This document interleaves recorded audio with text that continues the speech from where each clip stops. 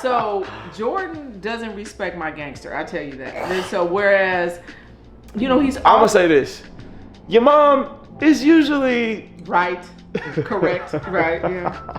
It's like me and my mom were not getting along at all. It's like we'd be in the office and we work together and we probably would not talk at all. It's honestly crazy to think about, but it's like Jordan and me. It's like the biggest Jordan. Give y'all a round of applause. We built a $100 million business together as mom and son, and everyone always asks, what is the secret sauce? How'd you guys do it? And what is it like working in a family business? Well, in this video series, I'm gonna introduce my mom, tell you about more of the ins and outs of our relationship, explain exactly how we did it, and really what it's like to work and run a $100 million business with your mom.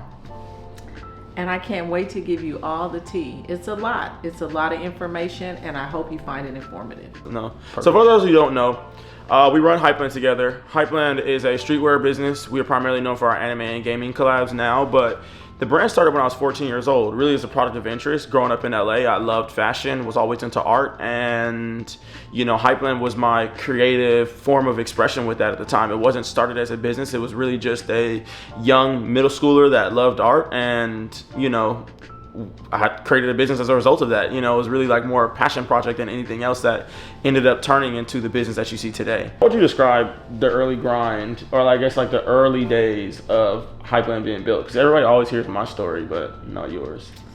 The early days are interesting because it just kind of just happened. It was just like an organic growth. I don't even remember the early days because it was just like day-to-day life. As Jordan has probably said on many videos, he never started out saying, ooh, I want a business. We just kind of just rolled with whatever was going on at the time. So if someone wanted to buy a t-shirt, he was making t-shirts and we sold t-shirts. I don't think it was until you were probably your freshman year in college that we were like, oh, damn, this is a business. This is a business. And I remember it being clear that it was a business because I met someone, and can I say his name? Yeah. Well, I won't say I met him, I already knew him. His name is Vince Alexander. So Vince, if you see me, he was a parent when they were in elementary school, another child. But anyway, I saw him at the post office, and I was, we were mailing some packages, and he says, you know what? How's your business set up? I was like, business? We're just, I just write it off on my taxes. He was like, no, you need to set up yourself as a corporation because you guys, you're probably making more money than you think, and you're not going to be able to write it off until you're a corporation. And I was like, And he gave me a number of our accountant, and we developed it into a corporation. And actually, thank God for Vince, because the next year we made $1 million, and I would not have been able to write that off on the Schedule C. So I think that is the moment, and it's actually 10 years ago this year that I knew like, oh, we really have a business. But until then, we were just kind of just rolling with it, not really having a strategy, not really having a sort of a vision about where we wanted to go, just selling and just going with the flow.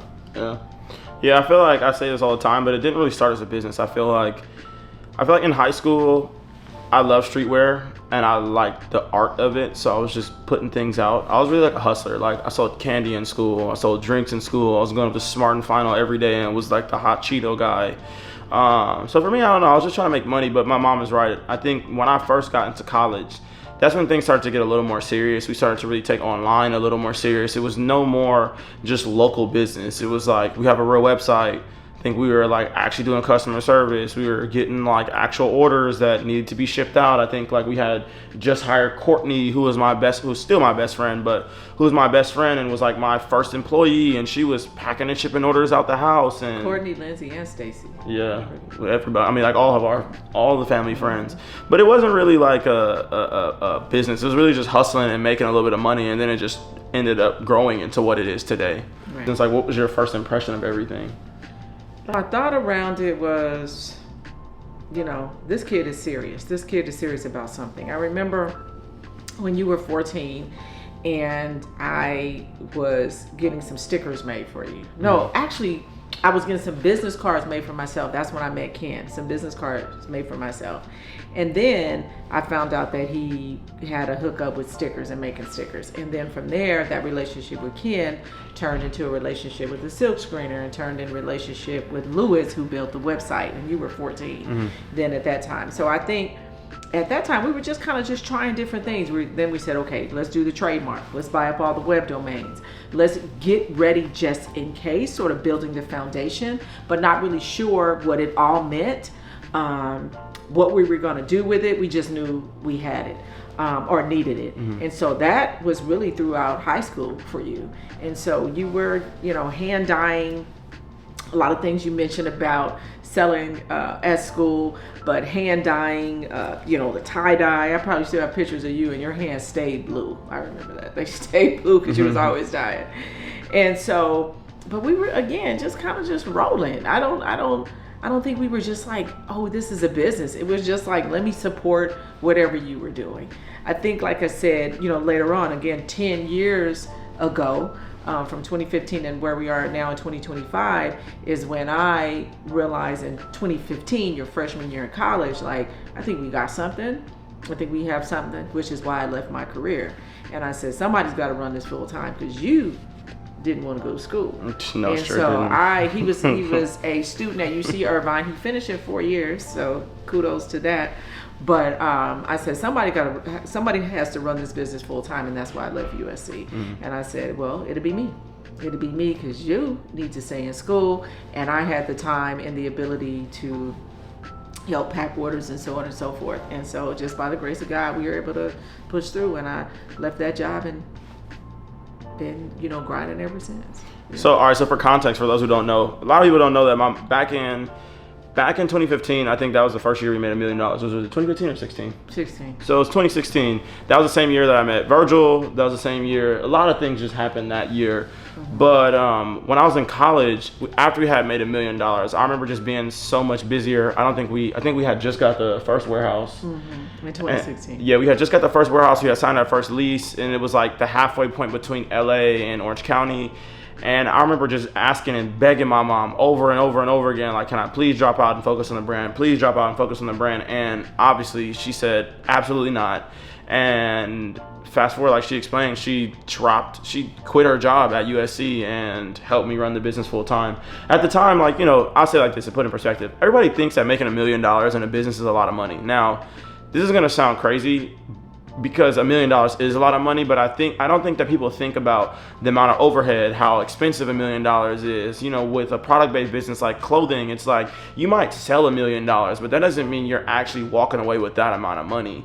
And I didn't really understand at the time, which is why she said I couldn't drop out. But my mom really took that risk for the entire business, and just said, you know what?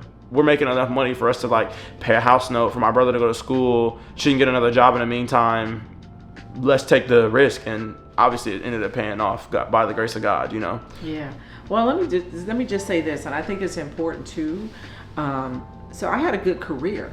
I had a career. So I was a professor at USC for 13 years. And so that was a big career, but I began to not like it anyway. And so I prayed about it, and when I felt really comfortable leaving, like there was no fear, I knew that it was the right decision to make. Like literally, I had no job. I had no other job lined up. Literally just quit. And I remember adding up all the expenses. So the house note was $1,400. The note on the Prius was $400. My unemployment was going to be $1,800, right? It was going to be $1,800. So I said, okay, $1,400 plus $4, that's $1,800. We were making enough money from the business to pay the cell phone, the auto insurance, things like that we needed, and we were making enough money to pay back in as far as to buy the which is called cost of goods sold for the t-shirts and things that you were making for the manufacturing. But we had no money. I had no money. I was just basically just riding on faith, just totally stepped out and had $1,800 a month coming in, and was exactly $1,800 a month in expenses. That's God right there. Yeah, I didn't know. I never knew that. That's crazy. That? I did not know that. Literally exact amount. Yeah, exact amount of money. Describe what it was like to, I guess, make that transition and quit and jump into it full time. Well, there's a piece in there in the middle, and I think it's important too. We're both Christians, and I love telling the story about faith, because I think that's where you just have to listen to God and know that Where his will is going to take you, his grace is going to keep you. And so you figure that $1,800 a month. So I had that $1,800 a month, and in my mind I said, well, I can quit. When I quit USC, I can pull down my retirement, and I'm going to pull down $20,000, and I'm just going to just pinch on it. I did that. But again, being faithful, about 3 weeks later, I hadn't even got my check from the retirement yet. 3 weeks later, I got an opportunity to go work as an executive director of a nonprofit. And I remember I told them, I'm not going to do it because I need to help grow this business with my son. And they said, you know what? You're in charge. You don't have to be at work every day. You could kind of work it remotely. And I said I would do that. And so I did that for exactly 2 years. Exactly 2 years. I left. And I remember, do you remember when I left and I had you and Trevor come and I did my final say goodbye at the organization? I played Fred Hammond's Jesus Be Offense around me, and I walked through, and I was like, I gave my final exit speech to the constituents of the nonprofit, the people that the nonprofit served, and I played Fred Hammond's Jesus Be Offense, and that, again, no job again, so I stepped out on faith again without a job. And so and then I had one of my girlfriends Carmen call me, and there was an opportunity for me to do some grant writing. I still am. I haven't written a grant in a long time, but I was an expert grant writer, so I had an opportunity to be a grant writer consultant for a university, and I did that for maybe about 8 months, and that sustained us again. So I think the message here too, at least for me, when we talk about faith, is that if you trust and you believe and you let go, God is going to put you on the right path. And as soon as you let go, he's going to keep sustaining you every level you go to. And so at every level that I let go, he gave me something greater to push me forward. So that is when I finally was done working for other people in 2017. So I left USC 2015, sustained me for a couple more years until we got right where I needed to be, stepped out again, right, with nothing in sight, and then was sustained, and then now here we are. That's crazy. I did not know that. That's a lot of stuff, right? House note. And remember, I had a mortgage. I had Trevor in school. You were a freshman in college, and then by then a junior, and so I had responsibilities.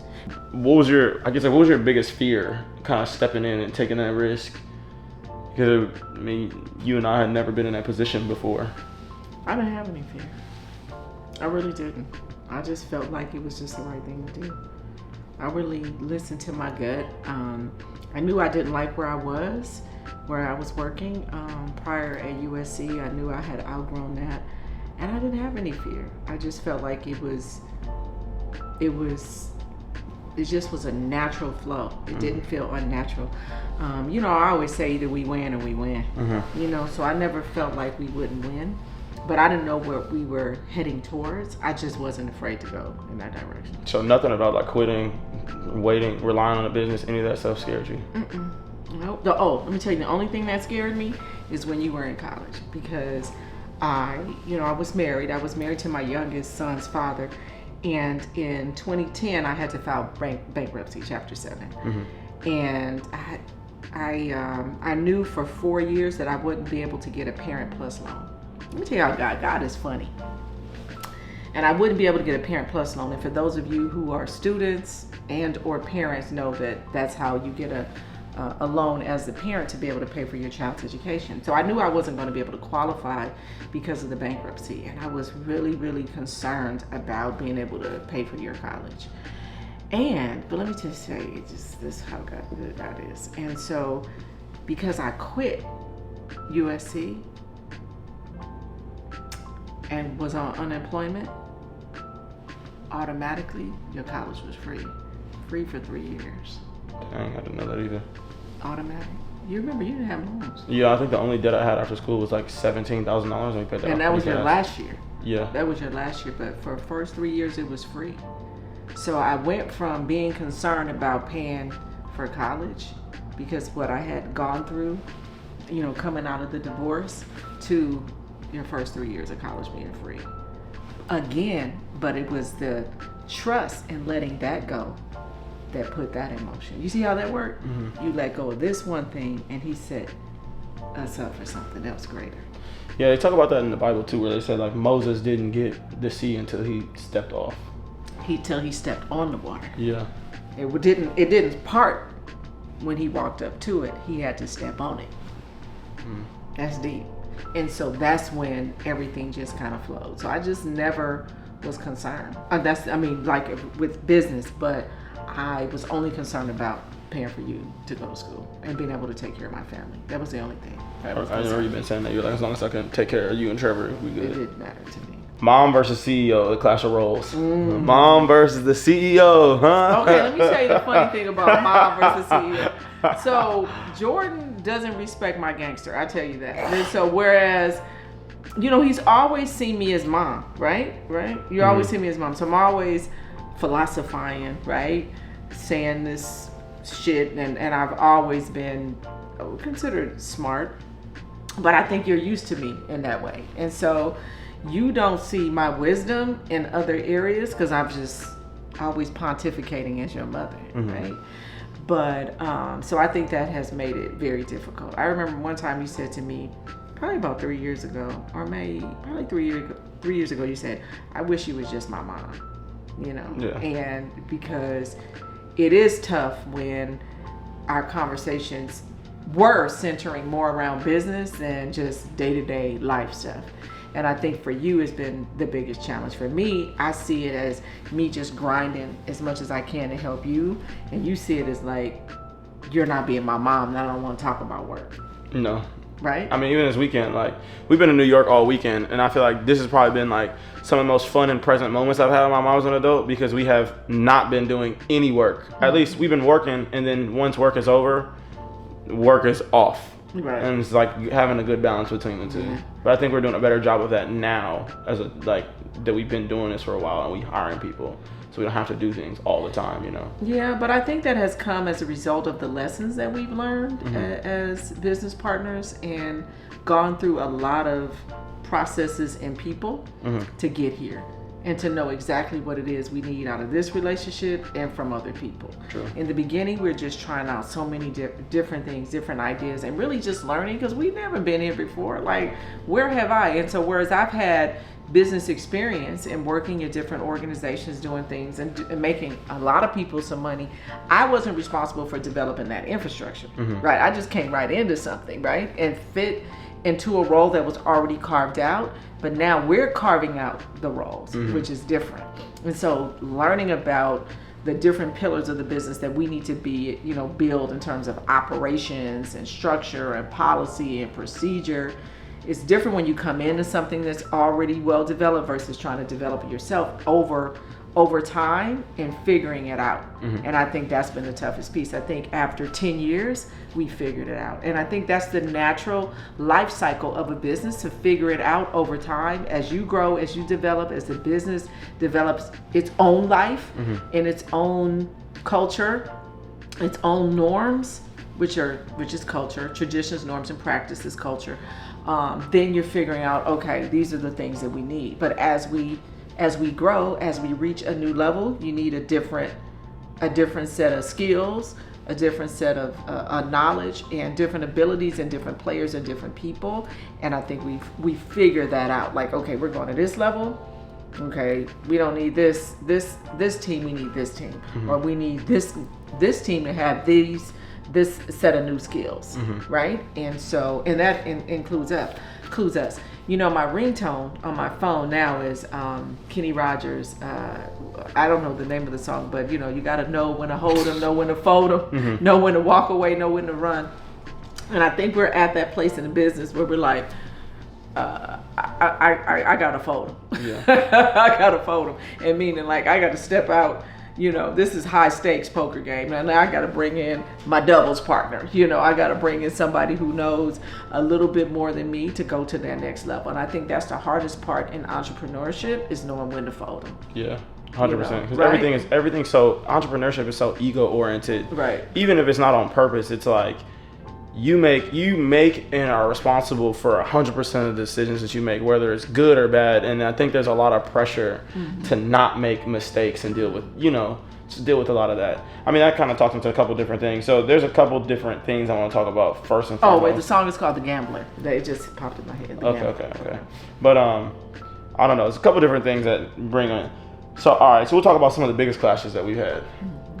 I'm trying to think. What has been the largest? I'll say that the largest and most notable clash that I feel like we've had over the time period was this decision to get into licensing, which ended up being the best decision ever. I'm gonna say this: your mom is usually right, correct, right, yeah, usually right. So I say like I'll say that's probably been the biggest thing. That's been the largest clash. And I'll just give you a quick context. I had a dream back in I was in college, right? Probably, you had to be. I think it was like 2017. I had a dream, or 2016. I had a dream that we had a collaboration with Dragon Ball Z, and I remember going out and designing all this stuff with one of my really good friends at the time. And my mom was like, "Absolutely not! You can't put that out." And I remember just fighting her tooth and nail because I posted a picture of one of the designs on Instagram, and it started going viral. And my mom was like, "You're gonna get a cease and desist. You're gonna get shut down. We're gonna get sued." I remember calling our attorney at the time, trying to prove a point, be like, "I'm right. Like we're gonna be fine."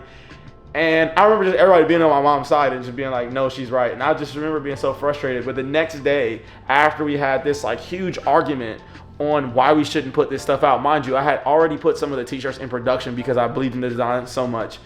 The next day, my mentor at the time, Mike Sherman, he told me to go to Licensing Expo and kind of like, and it literally was like the next day, and we drove from LA to Vegas that very next day, went to Licensing Expo and got told no by everybody except for like one company, and that literally opened the door for all of our licensing stuff. But that one for me was the biggest argument at the time. Right. Well, I always like to do things right, and I said if you really have something here that it makes no sense to just have this moment where you can sell, say, 1,000 t-shirts. Why don't you try to sell 1 million, which we have sold 1 million through that same company. Yeah. And so because 1,000, you'll make some quick money, you'll get a moment, right? But don't you want to be in a long game? Yeah. You know, I'm like I don't want to fight a legal battle. You want to do the long game, right? And so that was always my thing. Do things right. Always move with integrity because it's going to catch up to you. Yeah. You know, you're not, as a corporation and trying to be a responsible business person, we're not on that bootleg tip. Like that's not the culture of Hypeland to just be on some money grab or some, you know, we didn't know better stuff. We know better. And because you know better. Now, if you didn't know any better and we just did what we did, that would make sense, right? But you know better? Nah, we can't move like that. Yeah. I would say like some of the biggest things that me and my mom have with the generations that we have gone back and forth with over the last last couple of years or like in the middle of the business is really like one, money, but deciding like what to spend money on creatively versus things having to make sense. So we like to describe our relationship as like a car. I am like the outside of the car. What you see is beautiful, paint job, the rims, all the things that make the car beautiful. Attractive. My mom is like the engine, and she keeps things running, make sure structure's in place, make sure things make sense on a financial basis, orderly basis. I'll tell my mom an idea and she's immediately going to, this is not possible, insurance, blah, blah, blah. So it's like creative versus structure. I think the biggest thing that we used to struggle with really was like finding that middle ground between like one, how much we're spending on creativity versus structure and seeing the direct return of something. And I think like even on the early end, you trusting me to be like, this isn't gonna make sense monetarily, but it will make sense later. And then obviously we've made some mistakes where it didn't make sense monetarily or it makes sense later. But you know, that's just kind of balance. I don't know if you want to speak on that at all. No, I think you covered that. That's pretty direct, pretty spot on. Yeah, and knowing when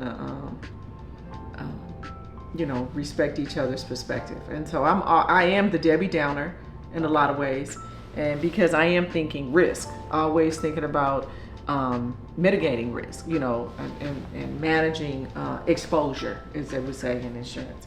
And so I'm, Jordan, like say for instance, when we were doing the Hello Kitty release in 21, you wanted to put everybody on the Ferris wheel. And I'm like, no, because you're going to get some jackass that's going to want to have a moment on top of the Ferris wheel and it's going to fall. He's going to fall. And then we're going to get sued. And so it would be nice to have this this moment, right, where people can ride the Ferris wheel, but we're not that company. And so we don't need to have that moment and expose us as a corporation to that much risk for just this moment. For what? And so that's how I'm thinking. I'm thinking long game. Yeah, the little wouldn't nuances have don't add anything. It Yeah. would have added anything to the bottom line. It wouldn't add anything. It would have been a great moment, a great fan experience. But the fact that we were having a free event with a lot of opportunities is the experience. It's enough. And so great photo op. No one got hurt, and I don't want anyone to get hurt. That's the thing. But I definitely don't want to hurt the corporation, which hurts our employees, which hurts us, which hurts our manufacturers who make money with the money. You know, it has a long-term domino effect. Yeah, I feel like people never really underestimate or understand the impact that like just one T-shirt has, or like one business has on so many different people. Exactly. It's like there's so many different layers of people that touch something before a product comes in your actual hands. And it's like that $30 T-shirt feeds the families of like 20 people sometimes. Literally. Yeah. All right. So another big thing that we have butted heads in, and my mom was usually been right on, is hiring. Now, I'm gonna tell you, everybody that Yeah. You know what? And let's work it backwards, because your decisions lately have been awesome. Hey, look, I'm good at hiring stuff now. I'm a little more mature. I think in the beginning, on the stories we're gonna tell you just right now, I really wasn't in a place where I was mature enough to be hiring or leading a team. Like, you gotta be, in order to be a leader, you gotta be actively trying to learn and improve yourself on a day-to-day basis. And I felt like the positions and people that have hired before, I was not managing, I was not paying enough attention. There are a lot of areas of improvement, is all I can say. Yeah, I think that's putting it mildly. I think in the beginning. Oh, also, don't hire your friends. 100% don't hire your friend unless they're mature. Let me tell you, there has been only one experience in my life professionally where I've hired friends, and that's when I was doing consulting, and I hired people who were professionals, but they were my friends and colleagues at USC. And the only reason why that worked is because they respected the professional, boundaries, of me being the boss in this setting.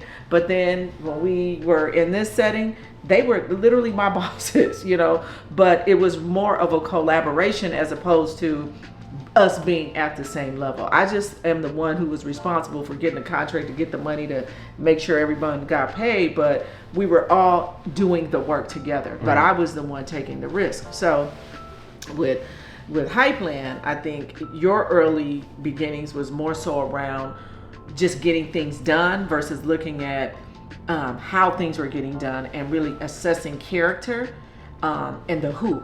And so I was always focused on who. I would tell you, I don't like them. And you'd be like, so what? They're getting their job done. I'm like, no, they're not. They're not. They have a bad attitude. They have bad energy. Like, I'm just paying attention to how they would try to split us off. And so I would say that was one of our biggest challenges with some people. They would try to split us off. Like, I remember, I wish we could name names, but I won't do that. But I remember there was one individual I had called and I said, I need you to do A, B, and C. And then that person said to you, hey, your mom said A, B, and C. Do I have to do that? You should have fired that person right there. Done. Because immediately they were already trying to figure out, they already assessed that you and I weren't on the same page. And then that was an opportunity to divide and conquer and split. Or try to divide and conquer. There was a period, not to jump in on this point, there was a period, just being transparent, when me and my mom were not seeing eye to eye and getting along at all. Right. Like, on any level. It's like the business was doing great. We were both in toxic relationships. It was a bunch of drama. It was like, and you could tell, it's like me and my mom were not getting along at all. It's like we'd be in the office and we work together and we probably would not talk at all. It's honestly crazy to think about, but it's like at that time it was very easy, and a lot of team members at that time just kind of exploited that, because it's like, well, we're not communicating, so they could divide. You could divide and just do things that you wanted. So I don't know. On that same end, before I have her continue, it's just very important, especially when you doing things in your relationships. If you're doing it with family, to like make sure at the core of it you maintain your relationship with your family first. I think that we now do an excellent job of creating balance and having boundaries and making sure that our relationship goes way beyond our work and is really family oriented first. But I think at that time we didn't even balance it well at all. It was like we were always working, we were super busy, we were making a lot of money. The focus was really on that and not like maintaining you and I. And it's like, and I think that to that same end, communication is so important too, because I felt like at that time, because we were both in these relationships, we never talked to one another. It'd be like I talked to my partner instead of talking to my mom about something, and it's like nobody ever understands or cares about your relationship like you do. So you gotta go direct to the source and have the conversation and just deal with the issues rather than kind of putting them off or relying on somebody else. And really, honestly, if you have personal family issues, not complaining to other people about them, because they're not your family. They're not gonna care as much as you will. And keep people out of your business. But sorry, continue. No, I mean, and I think you're right with that. I think at that time too, was significant. It was during the pandemic, right? And we were generating a lot of income. And I think because things became so busy, we just needed to complete tasks. We weren't looking at process. It was just like, stuff is getting done, cool. Like, I don't need no stress. And we weren't looking at like, okay, do we have the right infrastructure in place, the accountability, the checks and balances? We didn't. We didn't on both ends. And I won't say, I mean, we could point fingers at each other all day, like because we were really good at doing that. Yeah. But we weren't really good at coming together saying, okay, well, how do we do this? So if I'm pointing out things, which I was correct, and you were pointing out things and you were correct about that I was managing, like how could we have come together and said, okay, now let's build this system of accountability for these people. We were just rushing, like everything was just moving so fast that we just were just clocking and not really paying attention. And I think that allowed people to just say, okay, I can fly below the radar, and not really have the best people. You have people that were completing tasks, but who weren't strategists, who weren't really growing the business. It was just you and I trying to do everything, and we're just overwhelmed, and we're happy to just have somebody to help. Yeah. And not anybody because really, to be honest with you, if you think back during that time between 20 and up to, I would say 23, who helped us grow that business? Nobody. But we paid a lot of people. A lot of people made good money during that time, but who helped us grow that business? Nobody has put a system. Nobody has added to the structure whatsoever. I would say one person that that we ended up letting go, was it last year? But could have been. That was, I won't say anybody, but I would say that one person. The one thing I will say about me and my mom, and I joke about this with my mom now, my mom, and I think women in general, are very emotional when it comes to business and the hiring decisions, at least now. Like, I'll say like this, back up before I say that. My mom is a very empathetic person, and she cares a lot about the impact that firing, hiring, etc. makes on people's lives. I'm not that guy anymore. So it's like, I feel like you and I often used to butt heads on like, you want to get rid of this person, I want to get rid of that person. You got empathy for them because you see them often, but I'm in another state and I'm just like, they not getting the job done, let's get it done. So it's always like I said, finding that middle ground and balance between like what works for everybody, because I don't think her way is wrong and I don't think my way is wrong either, but it is an alignment that you have to figure out what works best for everybody. Well, I think I'm still that person where I care about people living. I was a single mother, and I'm raised you guys. And like I said earlier in this conversation, that I was always concerned about being able to feed you. And so I'm very aware of the importance of people needing to provide for themselves and their family. So I can't ever just act like, oh, well, too bad. But I've gotten to the place like, well, you know what? They've lost their job, not me. And so, but I do give a lot of grace. I give a lot of opportunity, but it's not going to stop me from doing what I need to do. Yeah. Because if I'm on you, it's for a reason. Yeah, because my thing is like this. It's like, I think it's important to have grace because at the end of the day, we're dealing with people. But the thing I have with my mom is I feel like sometimes she will give, or in the past has given too much grace. And let us go too long. It's like my thought process is like this. It's like, if someone is demonstrating, it's like I'll say before I even back up, I'll back up and say this.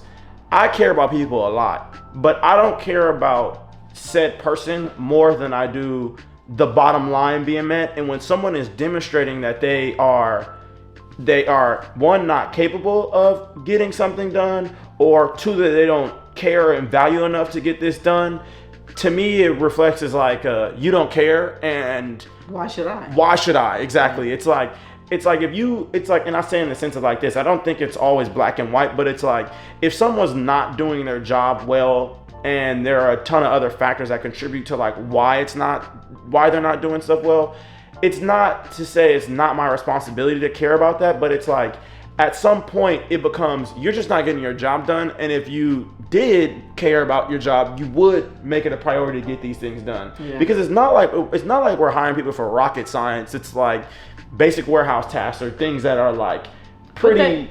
But it's basic, but it requires some dedication, and so. Yes. I think now we're at a place where like it's good to have people that work for us, but who have a level for themselves. Yes. It's not really about Hypeland, like, oh, I want to come make Hypeland some money. If you're about your business, everything you touch gonna turn to gold. Yeah. You know what I'm saying? And so that should just be your level. It's your mentality. We have some really good team members now who I can say, they rock, but they probably rock where they came from. Yeah. You know, and they might rock harder for us because they like being there, that we're good team members. And I say team members, right? Mm-hmm. And so we're the bosses, but we're all team members, and they like coming to work. But they would probably do a really good job somewhere else. Yeah. They have a certain standard for themselves. I think that's one thing. Exactly. It's just like, I'm never going to be in the airport with a bonnet on. That's just my level, period. Mm-hmm. So whether I do it, you know, here, and that's the airport, is the coffee shop. It's just certain levels that I'm not going to fall below. There's certain things that I'm just never going to do. Mm-hmm. And it has to be, you got to have that bottom line for yourself where like, I'm just coming A game, everything I do. So if I ended up having a job when I used to work at the bank, when I was in college, I was the top employee. I was, mm-hmm. You know, and then when I worked at Sears, or I was a top employee, I just always wanted to do a good job, and it had nothing to do with who I was doing it for. It was just, that was a Stephanie thing. Mm-hmm. Yeah, and I think that's my thing. I feel like once now we identify that someone's just not maintaining that standard for themselves, it's not our job to teach them. I don't think, like, my mom always says this too, it's like we live in this world right now where people want to be taught how to do their job and make money on the job. When you're learning how to do a job, that's an internship. Right. And it can be unpaid. And exactly. Right. It's like, so if I'm hiring you, especially in the position that we're in right now, where we're trying to hire leaders and people that can help grow structurally and really be a part of the team long term, I don't want to hire somebody that I gotta tell how to do this. I gotta pay. Yeah. It's I gotta pay you and teach you how to do your job and train you. I think that there's a level at which you train somebody, obviously to the cultures and norms and things that make sense for your brand, but there should be some type of equal basis for everybody where we're pouring into one another. Right. And the quid pro quo can't be, I just came to work and helped. Yeah. Like, that's not enough. It has to be like, I contributed to this. And I always say to my team members that if you're not better off when you leave Hypeland, then I did you a disservice. So you should be looking for opportunities to improve yourself in the environment, and the benefit is passed on, and you can see it in the business. 100%. All right, so, and on that same, man, let's talk about some stressful moments. Mm-hmm. In your point of view, what have been some of the most stressful moments that you feel like have defined not just the brand, but just our relationship? All the stuff that we've talked about, just figuring out our relationship. Mm-hmm. You know, you listening to me more, me listening to you, and also not blaming each other. Yeah. We've made some mistakes, and we'll get into that in another segment. Mm-hmm. And I won't even say made some mistakes. We've had some lessons that we needed to learn. Yeah. And I think we were going through a phase where, like, it's your fault. You weren't doing this and you weren't doing that. And I think we have learned to come together and have a joint system of accountability. Mm-hmm. I think, you know, like you said, you're the outside of the car, I'm the inside of the car, but we have to see ourselves as still working together. Yeah. And it's not like, oh, that's your part to run the engine, it's my part to keep the car clean. No, it's like, it's everybody's job to make sure the car is clean and the engine is running properly. Yes, and when you go to the car show, it's like that the hood is up and they see the engine. Exactly. You can't be like, oh, well, you didn't get it done. It's like, well, you didn't either. And I think we have learned to say, okay, I need to be peeking at your window too. Mm-hmm. There was a point in time where you'd be like, I don't want to hear about that. And I'm like, you need to hear about what's going on. Not from the stand, You still do that sometimes now. It depends on what it is. I'll say like this. I'm also, me and my mom could be sometimes very micro and macro, where I think like my mom, and I think this kind of goes to like learning who you're working with also too, particularly in the dynamic of mother versus son, but just who people are. Because I think that you over explain a lot of things, and I get things pretty quickly when you love a good analogy. Right. And I always make the point of too.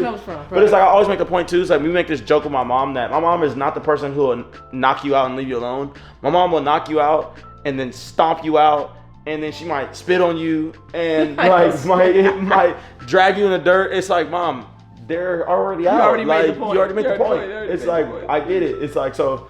I think that's just kind of been my thing, but continue. Well, you grew up with me doing that and explaining. So for you, it's like, it's too much. But I think, like I said, we've gotten to the place where like, no, we are in this together. This is really a team. And so at first we used to operate like, you do that, I do this. And then we expect it to come together. And it's like, we can't be parallel. We have to really collaborate. Yeah, right? I feel like the beginning we would have meetings, but it wasn't really. It was like, I'm gonna talk about mine, you talk about, and I don't want to listen to yours, you don't want to listen to mine. Yeah. That would be more so you. But it's just like being married and living in 2 separate bedrooms. Yeah. It's like we ain't making love, we ain't kissing each other goodnight, and then we expect to get up in the morning and go out and just have this incredible relationship, and we're not even relating. Yeah. And so it's like you can't be parallel with each other. You have to be together, right? And so just like a married couple, and I use that analogy about having that intimacy, it's like we've developed our work intimacy, which is the working together, right? And being in it together, as opposed to thinking that we can operate parallel and have everything flow. It wasn't flowing. No. Because we weren't communicating. You weren't picking up my cues if I was stressed. And you've done a really good job, and I could just say that. Let me hold your hand. And I think that's why our relationship has really began to, come together in terms of that work intimacy and just like really hearing my cries, because the internal piece is a lot. It's a lot of structure, because a lot of pressure, because I'm dealing with everything. I'm dealing with the people. I'm hearing the stories. I'm hearing I'm connecting with all of this, the stuff in the engine, and you just sitting back, rolling like, okay, I just pull up and I'm just going, I'm struggling right here. I'm struggling. And you're finally saying, you know what, let me pop the hood up and make sure they're okay. Let me make sure, let me pour some oil in it and keep it going. You're finally getting out, kicking the tires. And I think that has helped a lot. Just kind of like make me feel like I'm not responsible of figuring everything out. That if there is a mistake, it's because we both bought into it. Yeah. We both agreed, like, we're gonna go. Like tonight, we went to go eat. Like, we both agreed that this is a good place to eat. Yeah. As opposed to like you just being responsible for choosing the meal. I go, I hate it, and then you feel like shit because you didn't get it right. And then you could say to me, if I didn't like it, well, you chose it too. Yeah. And there were moments that we didn't have that joint level of accountability where I could say, you chose it. It was more like you made a bad choice. Honestly, it was really like that with the hiring too. It would be like you make a bad hire, and it's like the biggest mistake, all on you. I make a bad hire, biggest mistake, all on me, as opposed to us being like you, and then you go you, and we did that for a couple years where it was just like and then what about when you did this? And it was like it was horrible. Yeah, I'm so glad we are so out of that now. But man, I would say that would probably be the biggest stress thing. I think that I continue to stress this a lot, but maintaining that family dynamic and communication is so important. But communication in all your relationships is like the literal foundation of the thing of success. And I think that, like I said, a part of it, to be honest with you, comes from the fact that I'm like getting older and I'm a lot more mature and I have my own space to do things now. I also think granted our relationship was better before I moved to New York, but it was good before I moved to New York too. But even more so, I think that the fact that, like they say all the time, as a leader, you got to continue to like learn and grow. And I feel like because I personally have been making the effort to do things and like listen to my mom, and it's like because I'm learning, I can bring the things that I'm learning over here, and we in turn grow together rather than it being like you said, all on you to do this thing. Because it's like I don't know. I think that in the team dynamic, it's important for both of us to slow down, but it's not possible for both of us to do it at the same time. So it's like, I gotta have my time of slowing down, you gotta have your time of slowing down. And it's like a seesaw. It's like sometimes you're up and I'm down, you up and I'm down. But at the end of the day, we're trying to make sure that everything is balanced and we keeping things rolling. So one of the biggest things I would say also too is boundaries.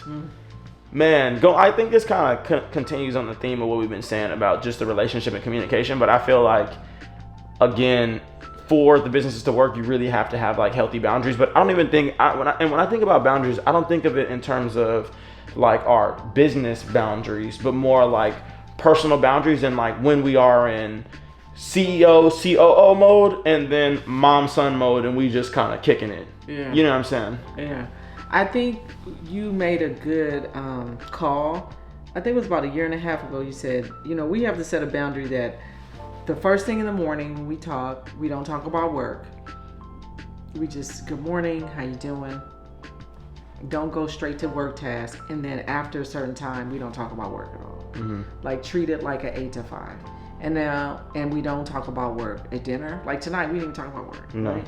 So we don't talk about work at dinner. We don't talk about it when we're supposed to have personal time. Now we're on our phones and to check emails, and we're getting better at that too. It's like, this is our time. And if we're spending mother-son time, mother-son, brother time, I'm pointing at the room for Trevor, but then that's that time, that's protected time. And so I think that was a good call that you made in saying we need to protect the time. Yeah. And we don't start the day with work, and we're not going to end the day with work. Yeah, 100%. And we don't have to talk every day either. And I think that just naturally just kind of. I think that's important too, though, because I think that in every relationship you're gonna have disagreements and arguments, right. and I think that you need space from people sometimes. Right. Now it's harder when you work with your mom, right, or work with whoever. Right. Like you're gonna get disappointed in something, right. but you have to, like you gotta said, separate a little bit. Yeah. And I think you being here has allowed for that separation, because we naturally have been close because of the business. Like we had to talk every day. We have to, on definitely Monday through Friday, yeah. right? But on the weekends, let's just have that time off. It's like sometimes I know I feel it more because I'm like really like the empty nester. You guys are both gone, but now it's like I see the importance of like, I've been talking to my mom all week long. So whether we've been talking about, and we do talk about some personal stuff, even if it's just, did you meditate today? Did you pray? This is what I, read in this book. And then what's wrong with 2 or 3 days of just having a moment, and you could text, something or something like that, but it's just taking that break. And I think we have found that balance without saying, leave me alone. And I think when to say, I need to give her space. I know when to say, I need to give you your space. And then that allows us to come together and not feel like we're always talking about work or just saturated with each other. Yeah, it goes back to that mommy versus son thing. It's like, turn the work off. Yeah. So important to do that.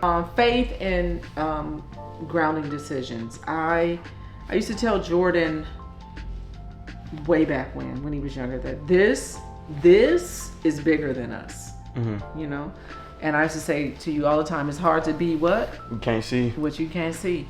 And I love the fact that you and I are representative of a very large population of individuals, which is, single parent. The only thing different than me and other young ladies that are probably want the same things for their children is that maybe I lived on this side of town, they live on that side of town. Maybe I have access to these resources and they don't have access to these resources, or maybe I'm more educated and they're less educated, but at the end of the day, we are still single mothers grinding for our kids.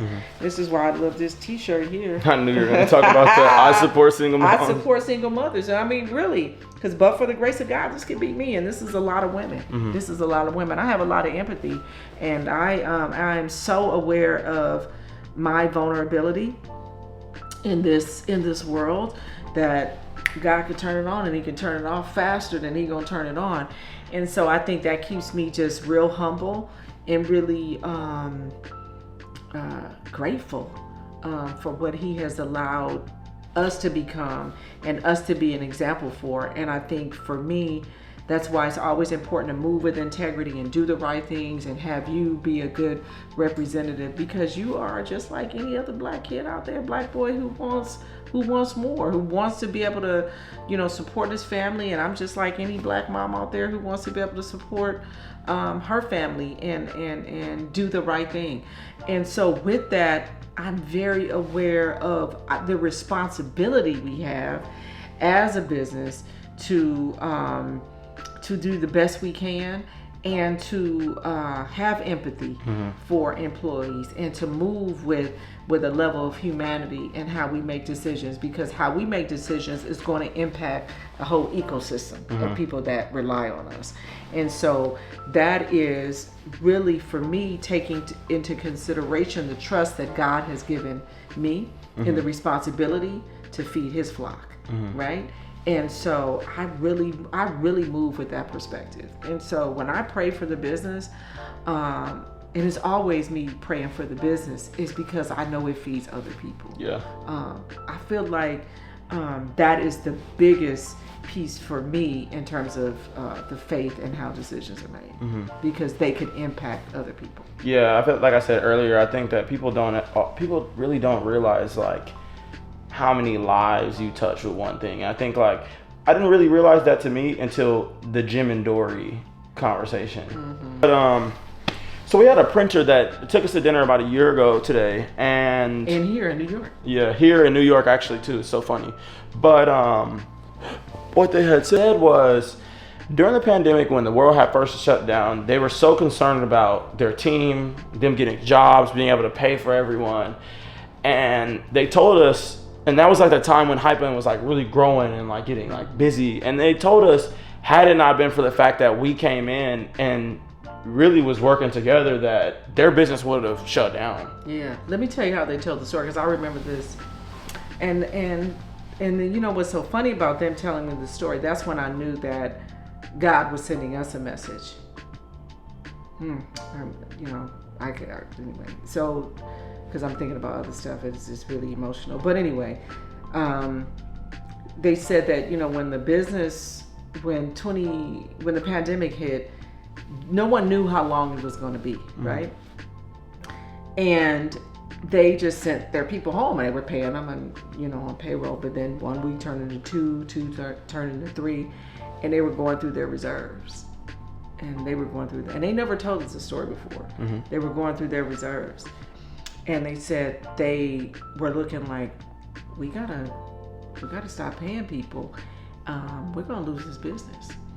And they said that they were just at the place where they were just gonna have to shut everything down and just stop paying people and be prepared to give up the business. And they said, but then they met you, and then you walked in. And they said with the amount of work that we brought them during that time, they were able to bring everybody back. And it saved their business. And they said that they were just blessed to have met us. And I remember during that time, that's when we were selling so much wholesale through Zoomies. And not only did they have enough work for themselves, they had enough work for other people. They had so much work that they were giving away work to others. And I said, wow.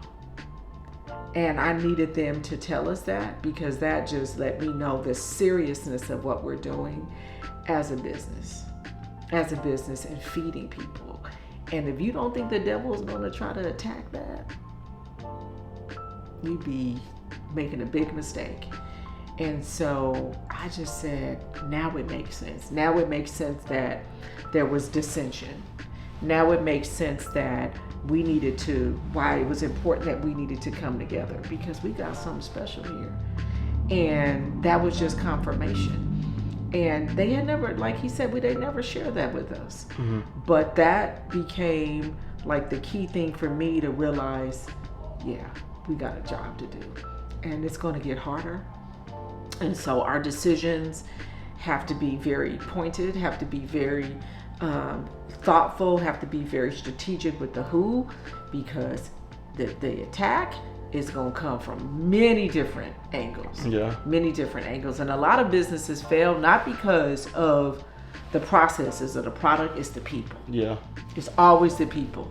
It's always the people maintain a business. And if anybody has gone into any kind of establishment, it's the people. No one goes, oh my God, the service was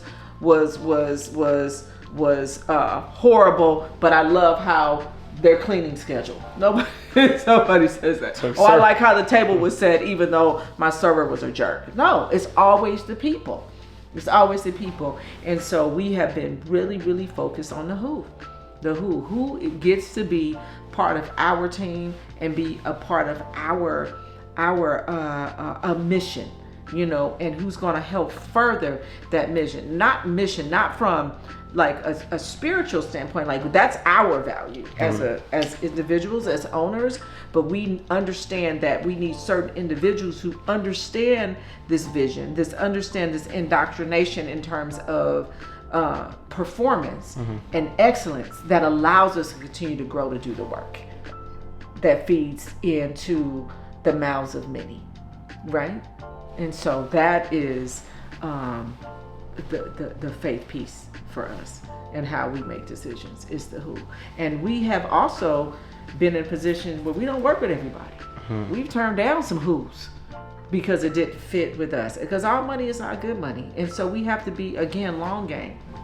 It's easy to look at relationships and say, oh, let's collab with such and such. Let's do this, and go, nope, doesn't fit the brand. I just remember when you were younger and you were starting and everything was popular. I would tell the t-shirt with the gun on it. Oh my God. It was a t-shirt with a gun. Jordan designed this shirt. It had this like black kid on there with a shotgun. He was like, I said, you ain't making that. And you were like, that's what everybody's doing. I was like, no, that's not even who you are. And why are we following people? Why are you getting into a space that doesn't even represent you? That's not even you. That's not even who we are. So absolutely not. You can't be afraid to step away from the crowd. You know, you can't be afraid to do that. And I think what happens a lot of times in business, we just follow.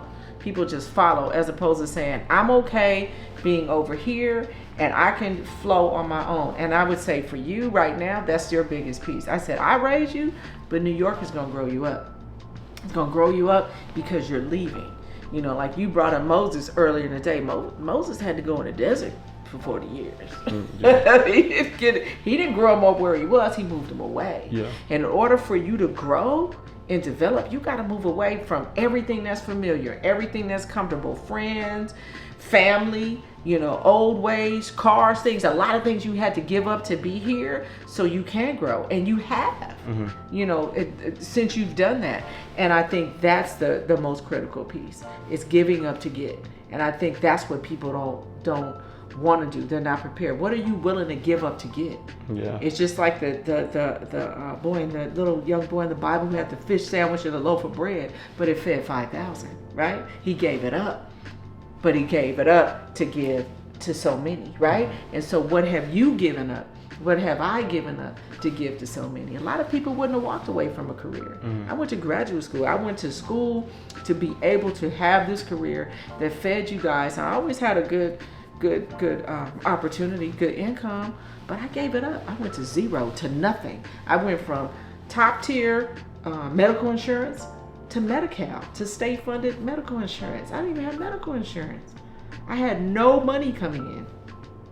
I went from educator, professor, right? Professor to unemployed individual with no medical insurance by choice. That's deep, but that's faith. And I paid off. But I knew, I didn't know, but I didn't know where it was going to be. But see, you know what I'm saying? Because if I would have known that, I would have did it 2 years ago, 2 years prior. And so faith is about what you don't see, right? Because if we had a vision, we would always make that decision, whether it's good, bad, or indifferent, right? You would have said, I'm not doing that, I'm not doing that. But the faith is what you can't see. You know, God acts in the gray, in the ambiguity, you know, in the sense that you don't get to peek into your future. and make that decision. You got to trust his promise, right? And I said, when I got that notion, that vision that it was going to be okay, I was like, cool, I'm done. And I never worried about it. And our plan came, okay, I'm going to pull this money down, and I didn't even need a check hadn't come, and I already got another opportunity, okay? And so I never relied on what I could see, never.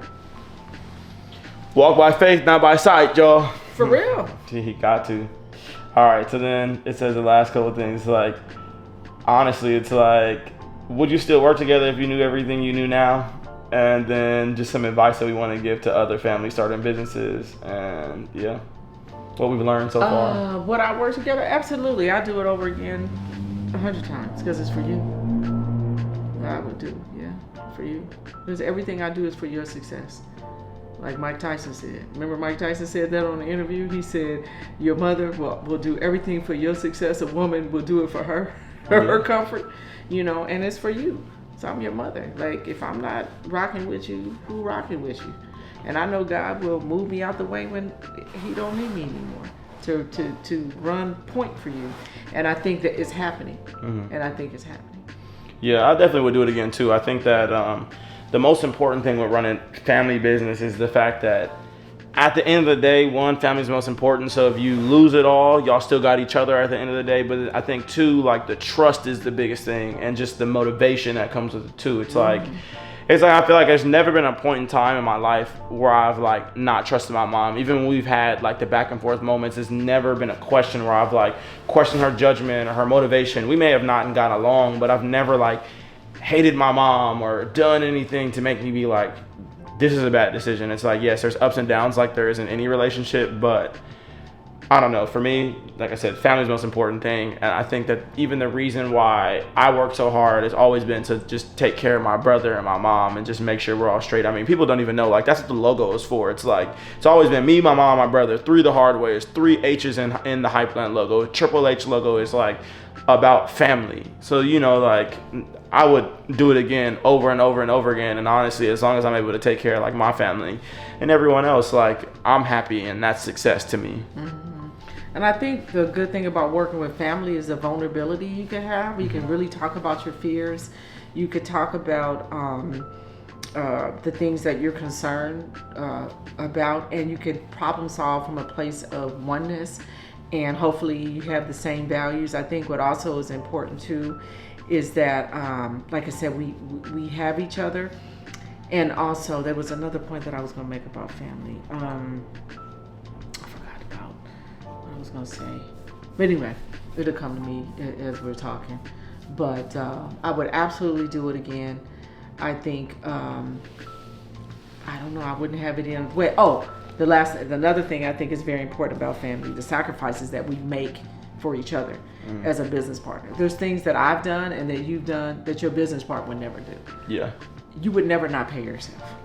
Yeah. Oh man, that's you know what I mean. Yeah. Like, your business partner wouldn't not pay yourself. And there have been times that Jordan and I say, we're gonna leave money in the business. What I'm saying, there's sacrifices that that we've made that a business partner, like someone who's just looking at the bottom line, looking at your balance sheet, an investor wouldn't allow. Yeah. They wouldn't allow. And so they wouldn't say, if you bought into someone's business and it's payday, or it's time to get your check, you wouldn't say, oh, leave it in and go for the business. And so I think those are things, because we're operating as a family, that allowed us to say, I'm good. I'm good. Not today. I'll get mine later. I'll get paid at the end of the year. Don't trip. Yeah. I guess to like wrap everything up, let's make a couple quick points to like wrap it up. I know we want to do multiple parts in the episode, so we'll go into a couple. I think wrap it up would be like, what would you want us to hear talk about next? I think we have a kind of like a script of things that we think are important, but I think there might be questions after this, and we'd like to know what they are. Maybe we do a follow up and do some questions on, like, answer some of the, maybe take like 5 questions that of people that may want to us to expound on something, that we can kind of do that and then go into our next topic, because I think we have a good sense of like kind of like what it would be great to know, but then maybe do a follow-up based on some of these. Yeah, I definitely want to talk about our wins and losses, some of those things, what it's been like just our decision-making processes, the difference between that old generation versus new generation, a couple different things. This is the first video of a multi-part series that we'll have. So yeah, if you guys have specific things that you want us to talk about, leave it in the comments below. We'll read everything and respond to everything, and we'll keep it in mind as we make the next video. But yeah, we appreciate you guys listening to the conversation. This is just part number 1. We have a million things that we're going to talk about, so we hope you enjoyed it, and make sure to like, comment, subscribe. And we might dress up next time, you know. I may put on some some mascara. Hey, look, we matching today too. I got the Right. leopard pants and she got the leopard jacket. Right. Little twin. But all right, y'all, we out.